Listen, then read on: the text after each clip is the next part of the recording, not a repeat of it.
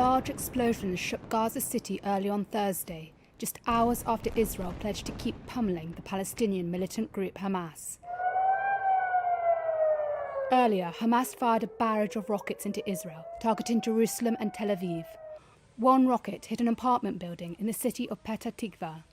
There were no immediate reports of casualties. Israel on Thursday began preparing ground troops along the Gaza border. This week has seen the most intense conflict between the two sides since 2014 and has prompted Washington to send a top diplomat to the Middle East.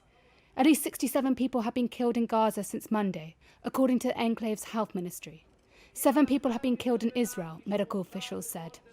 In a phone call with US President Joe Biden, Prime Minister Benjamin Netanyahu said Israel would continue to target the military capabilities of Hamas. Still, Biden said he was confident the conflict would end soon. My expectation and hope is that this will be closing down sooner than later. But Israel has a right to defend itself. But like Netanyahu, Palestinian President Mahmoud Abbas remains defiant. I direct my speech specifically to America and Israel. We are fed up. Go away from us. Leave us. We will stay like a thorn in your eyes. We will never leave our country. End your occupation today, before tomorrow. There have been clashes between Palestinians and Israeli forces in the West Bank. Violence also flared in mixed Jewish-Arab towns in Israel, like Lod. Explosions could be heard and police vehicles were set on fire, despite the police imposing a rare nighttime curfew.